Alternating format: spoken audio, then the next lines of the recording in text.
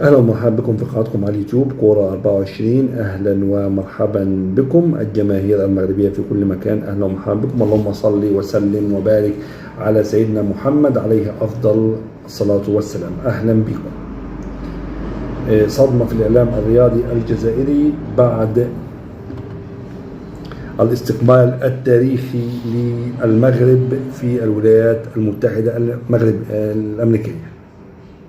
صدمة في الإعلام الرياضي الجزائري بعد رؤية الاستقبال الحافل والتاريخي للمنتخب المغربي في الولايات المتحدة الأمريكية.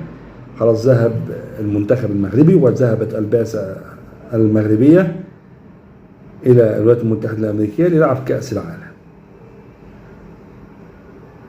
وسط اهتمام إعلامي كبير من الجميع. استقبال رسمي من كبار الشخصيات في الولايات المتحدة الأمريكية للبعثة المغربية والمنتخب المغربي.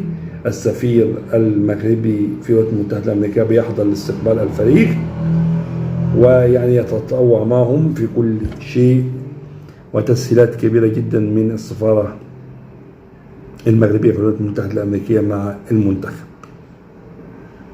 كل الأمور الحمد لله على ما يرام.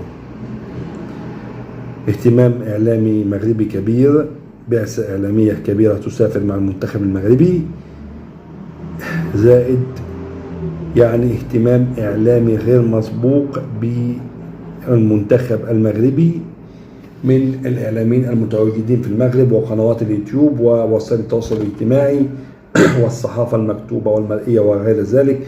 برامج ممتازة، واللافت للنظر أنها يعني جميعا تتحدث عن إيجابيات المنتخب المغربي. الحمد لله، إثارة جميلة جدا لكل النقاط الإيجابية.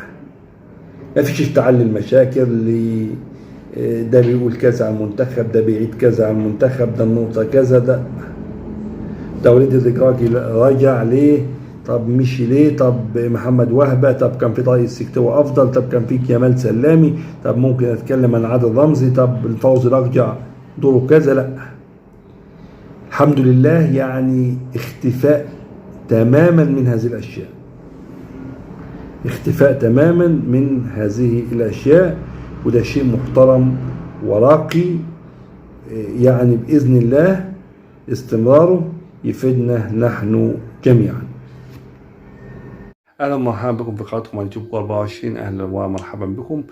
طبعا وصل المنتخب المغربي إلى الولايات المتحدة الأمريكية استقبال تاريخي وحافل، استقبال حافل وتاريخي ببعثة المنتخب المغربي لدى وصولها للولايات المتحدة الأمريكية.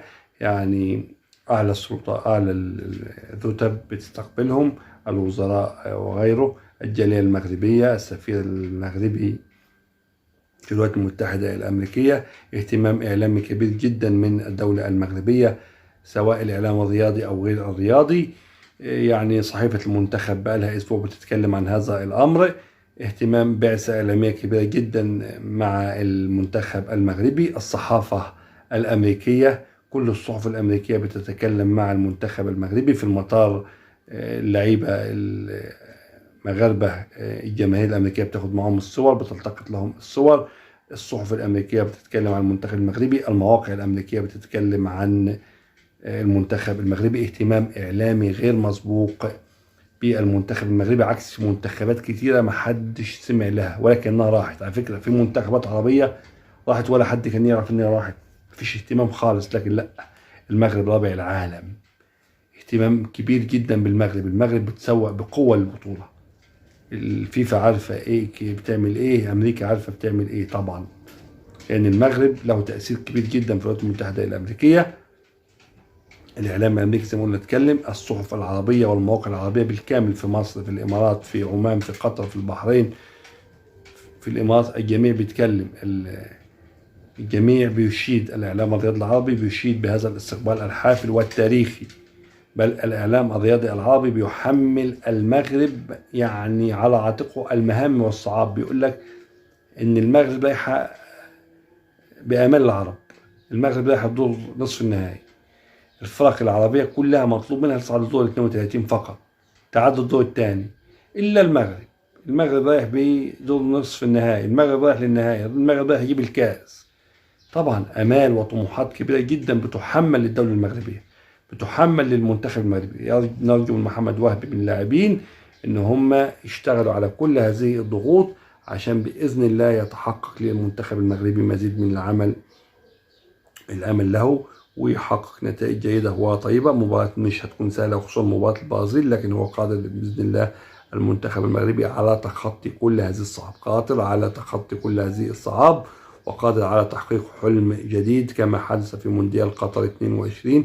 المغرب يقدر، المغرب قادر، والكرة المغربية بإذن الله قادرة على الحفاظ على هذا الرقم. منذ ساعات المغرب سابع الفيفا بإذن الله. المغرب يعني تروح الدور نصف النهائي وتأخذ كأس العالم إن شاء الله. شكرا لكم.